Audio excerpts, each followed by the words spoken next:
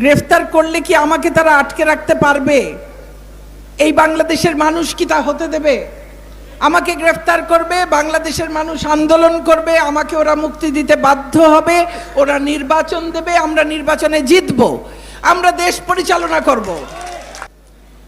আজকের এই দিনটি যখন আমরা এই 11ই জুন যখন আমরা পালন করি, একই সঙ্গে যেমন একটা আনন্দের দিন, তার সঙ্গে সঙ্গে আমাদের মনে এই প্রশ্নও জাগে যে স্বাধীন বাংলাদেশে, যে বাংলাদেশটি এত ত্যাগের বিনিময়ে আমরা স্বাধীন করেছি, যে বাংলাদেশটি স্বাধীন করবার জন্যে জাতির পিতা 23 বছর সংগ্রাম করেছেন শুধু নয়, তার মধ্যে 14 বছর কারারুদ্ধ ছিলেন, সেই বাংলাদেশে জাতির পিতার কন্যাকে দেশকে নেতৃত্ব দেবার জন্যে কেন কারাগারের অন্ধপ্রকোষ্ঠে সময় কাটাতে হয়?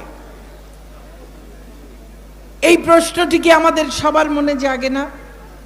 কেন শেখ হাসিনাকে কারারুদ্ধ হতে হয়? কেন আমরা তার কারামুক্তি দিবস পালন করতে হয়?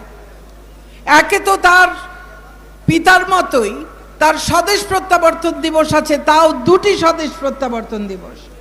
তার পিতার স্বদেশ প্রত্যাবর্তন দিবস, সেটি আমরা জানি, তিনি ফিরে এসেছিলেন তার স্বপ্নের স্বাধীন সোনার বাংলায়।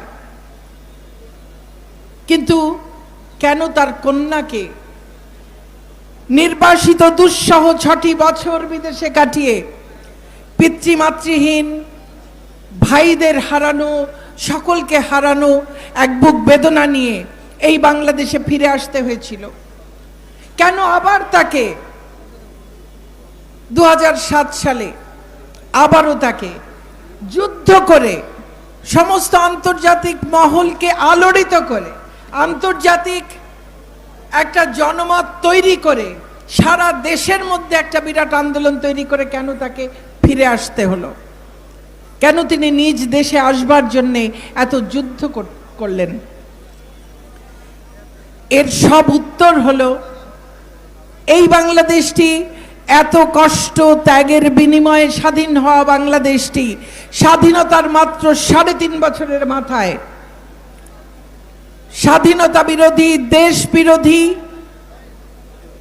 যুদ্ধাপরাধীদের কবজায় চলে গিয়েছিল। তাদের ষড়যন্ত্রে, তাদের দেশি বিদেশি ষড়যন্ত্রের দোষরদের কারণে জাতির পিতাকে সপরিবারে নৃশংসভাবে হত্যা করা হয়েছিল। যে হত্যাকাণ্ডের শিকার হয়েছিলেন আপনাদের আজকের সভাপতি, আপনাদের প্রাণপ্রিয় চেয়ারম্যান, তার পিতা মাতা, তার মাতা অন্তঃসত্ত্বাও ছিলেন। একটা স্বাধীন দেশে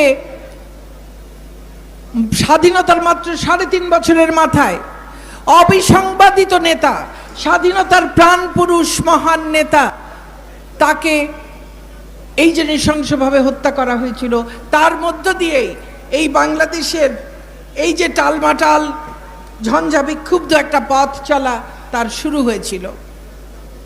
বঙ্গবন্ধু স্বাধীনতার স্বপ্ন দেখিয়েছিলেন, মুক্তির স্বপ্ন দেখিয়েছিলেন, স্বাধীনতা দিয়ে গেছেন। মুক্তির পথে যখন আমাদেরকে নিয়ে যাত্রা শুরু করেছিলেন, তখনই স্বাধীনতা বিরোধীরা ছোবল হেনেছিল। এবং 75-এ জাতির পিতাকে সপরিবারে নৃশংসভাবে হত্যা করার পর এবং তার দোসর জাতীয় 4, তার যে ঘনিষ্ঠ সহচর জাতীয় 4 নেতাকে নৃশংসভাবে কারা অভ্যন্তরে হত্যা করার মধ্য দিয়ে স্বাধীনতা বিরোধীরা ক্ষমতায় অধিষ্ঠিত হয়েছিল এবং এই দেশটিকে স্বাধীনতার চেতনা থেকে সম্পূর্ণ বিচ্যুত করে একটা ভুল পথে পরিচালিত করেছে। আমরা দিশাহীন হয়ে নাবিকবিহীন জাহাজের মতো 21টি বছর চলেছি। স্বাধীনতার চেতনা ভুলুণ্ঠিত হয়েছে। রাজাকারের গাড়িতে শহীদের রক্তরঞ্জিত পতাকা উঠেছে। যুদ্ধাপরাধীরা, বঙ্গবন্ধুর হত্যাকারীরা দাপিয়ে বেরিয়েছে। বঙ্গবন্ধু কন্যা বঙ্গবন্ধুবিহীন বাংলাদেশে ফিরে এসেছিলেন আওয়ামী লীগের নির্বাচিত সভাপতি হিসেবে। সেই থেকে তার এক নূতন সংগ্রামের শুরু। বিদেশে তার আগে সংগ্রাম করেছেন, আর এই দেশের আন্দোলন সংগ্রামের সঙ্গে তিনি জড়িত সেই কৈশোরকাল থেকে। 81 সাল থেকে তার যে সংগ্রাম, আওয়ামী লীগের সভাপতি হিসেবে, এই দেশের প্রধান নেতা হিসেবে, গণতান্ত্রিক আন্দোলনের প্রধানতম নেত্রী হিসেবে সেই সংগ্রাম তিনি আজকেও চালিয়ে যাচ্ছেন। আজকেও দেশের সরকার প্রধান হিসেবে গণতন্ত্রকে নিষ্কণ্টক করবার জন্যে আজকেও সেই একই স্বাধীনতা বিরোধী অপশক্তির সঙ্গে তাকে লড়াই করতে হচ্ছে, সংগ্রাম করতে হচ্ছে। আজকেও তাকে হত্যা করবার জন্য আজকেও আস্ফালন শোনা যায় সেই একই অপশক্তির কাছ থেকে। যারা ৭১-এর হত্যাকারী, ৭৫-এর হত্যাকারী, ২০০১ থেকে ২০০৬ সালের হত্যাকারী, ২০০৪-এর গ্রেনেড মেরে শেখ হাসিনাকে হত্যা চেষ্টায় ২৪ জনকে যারা হত্যা করেছে, যারা অসংখ্যবার ১৯ বার অন্তত পক্ষে শেখ হাসিনাকে হত্যা করার চেষ্টা করেছে, যারা ২০১৩-১৪ সালে মানুষকে পুড়িয়ে পুড়িয়ে হত্যা করেছে, সেই হত্যাকারীরা আবার আজকে দুঃসাহস দেখায়। তারা আজকে আবার আস্ফালন করে, বলে ৭৫-এর হাতিয়ার নাকি তারা আবার গর্জে তুলতে চায়। সেই বাংলাদেশে দাঁড়িয়ে আজকে আওয়ামী যুবলীগের এই সমাবেশে আমি আমার যুবলীগের সংগ্রামী নেতাকর্মীদের সামনে কথা বলবার সুযোগ পেয়েছি। আমি আয়োজকদের কাছে আমার আন্তরিক ধন্যবাদ এবং কৃতজ্ঞতা জানাই। আমি গভীর শ্রদ্ধায়, ভালোবাসায়, কৃতজ্ঞতায় স্মরণ করি সর্বকালের সর্বশ্রেষ্ঠ বাঙালি জাতির পিতা বঙ্গবন্ধু শেখ মুজিবুর রহমানকে। স্মরণ করি ৭৫-এর ১৫ই আগস্টের সকল শহীদকে, বঙ্গমাতা বেগম ফজিলাতুন্নেসা মুজিব, বঙ্গবন্ধুর ৩ পুত্র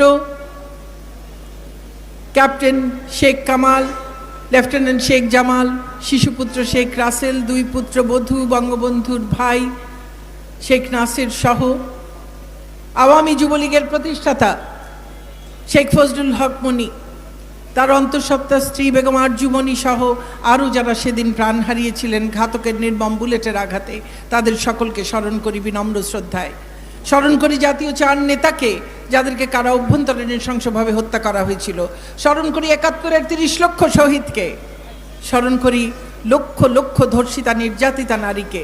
স্মরণ করি ভাষার আন্দোলন থেকে আজ পর্যন্ত আমাদের সকল অধিকার আদায়ের আন্দোলন সংগ্রামে যারা আত্মাহুতি দিয়েছেন তাদের সকলকে। এই বাংলাদেশটি বহু শহীদের রক্তে রঞ্জিত বাংলাদেশ। তাদের রক্তে এই মাটি পবিত্র হয়েছে।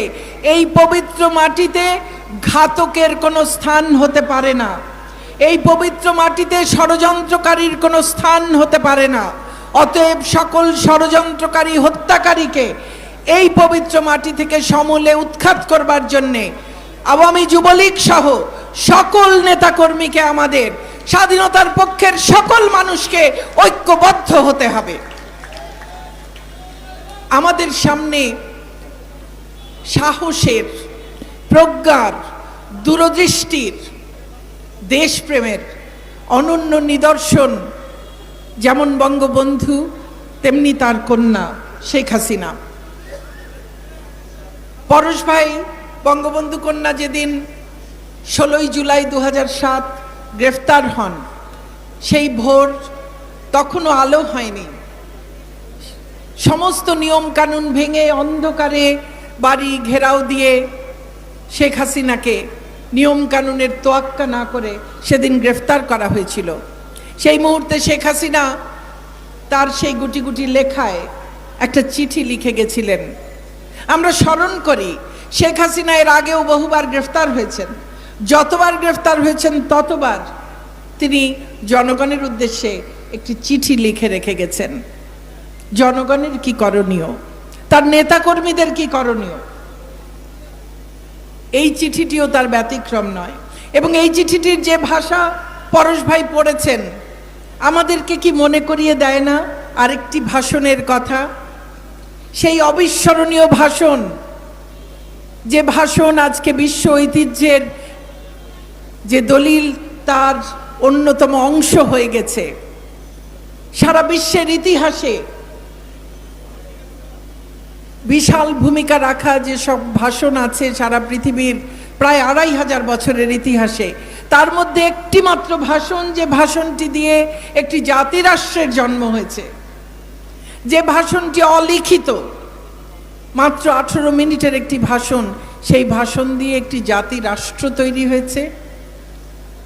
সেই ভাষণটি আজকে সারা বিশ্বের সম্পদ, সারা বিশ্বের নির্যাতিত নিপীড়িত মানুষের সম্পদ, সারা বিশ্বের মানুষের অনুপ্রেরণার উৎস।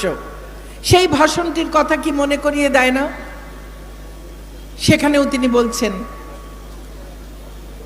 আমার যাই ঘটুক, আমার ভাগ্যে যাই ঘটুক। বঙ্গবন্ধুও জানতেন তার ভাগ্য অনিশ্চিত, হয়তো তাকে মেরে ফেলা হতে পারে, কিন্তু তার এই বাংলাদেশ একদিন স্বাধীন হবেই, এ প্রত্যয় তার ছিল। কারণ তিনি সারা বাংলার মানুষের মনে সেই স্বাধীনতার স্বপ্নকে জাগিয়ে দিয়েছিলেন, সেই সাহস সঞ্চারিত করে দিয়েছিলেন, সংগঠন তৈরি করেছিলেন সারা দেশে, যারা নেতৃত্ব দেবে এই স্বাধীন বাংলাদেশ গড়ে তুলবার জন্যে। তিনি বলেছিলেন পাড়ায় পাড়ায়, মহল্লায় মহল্লায় আওয়ামী লীগের নেতৃত্বে সংগ্রাম পরিষদ গড়ে তুলতে। আমাদের নেত্রী অন্যায়ের বিরুদ্ধে মাথা নত না করার নির্দেশনা দিয়ে গেছিলেন। বঙ্গবন্ধু একই কথা বলেছেন। পিতার মতোই কন্যা দেশের মানুষকে, যাদের জন্য তাদের সমস্ত জীবন তারা উৎসর্গ করেছেন, তাদেরকে ডাক দিয়ে গেছেন। নিজের ভাগ্যের কথা একবারও ভাবেননি, তাদের জীবনে কি হবে তা কোনোদিন ভাবেননি। যেদিন তিনি ফিরে এসেছিলেন সেদিন যেমন তিনি জানতেন না তার ভাগ্যে কি ঘটবে।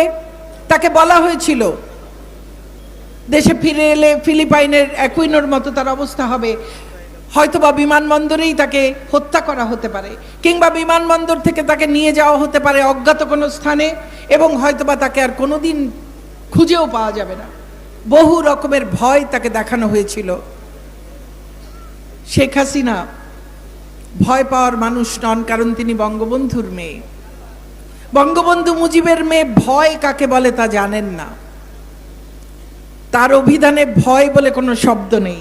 তিনি একমাত্র সৃষ্টিকর্তা ছাড়া আর কাউকে ভয় পান না। অতএব তাকে কোনো ভয় দেখিয়ে কাজ হয়নি। 81 সালে যেমন ফিরে এসেছিলেন, 2007 সালেও একইভাবে ফিরে এসেছিলেন। এবং তাকে ঠিকই প্রথমে তাকে গৃহবন্দী করে রাখা হয়, এবং সে সময়ে আমার সুযোগ হয়েছিল প্রতিদিন তার সঙ্গে দেখা করতে যাবার। আমি চিকিৎসক হবার সুবাদে তিনি বলে দিয়েছিলেন বাইরে যে ডাক্তার দীপুমণি আমার ব্যক্তিগত চিকিৎসক।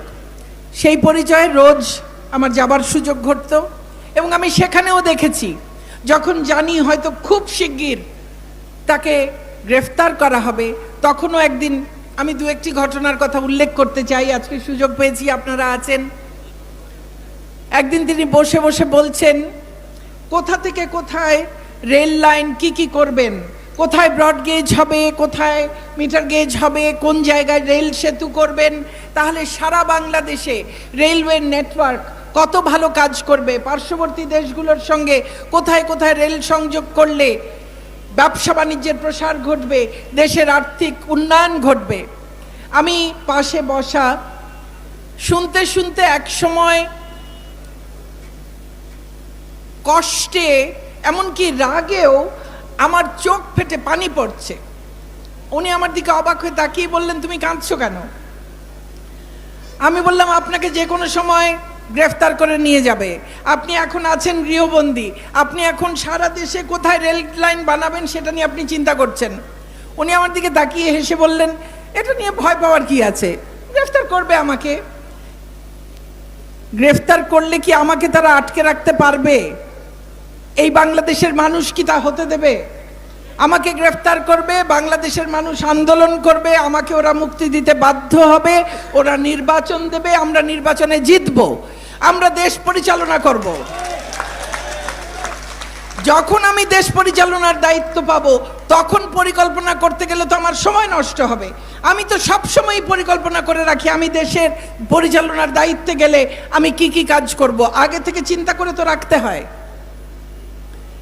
একটা মিনিট তিনি নষ্ট করেন না, সারাক্ষণ ভাবছেন দেশের কোন জায়গায় কোন উন্নতিটা করলে মানুষের কিভাবে সুবিধা হবে। তার ধ্যান জ্ঞান সমস্ত কিছু এই দেশের মানুষ এই 56,000 বর্গমাইল, ওই সুনীল সমুদ্রে 1,18,813 বর্গমাইল, বর্গ কিলোমিটার, সমস্তটুকু এই মানুষ, এই প্রকৃতি, এই মাটি, এর সব কিছু, এই নদী তার প্রবাহ, সব কিছু এই মানুষটির মনের মধ্যে প্রতি মুহূর্তে আছে। এর বাইরে আর কিছু ভাবেন না।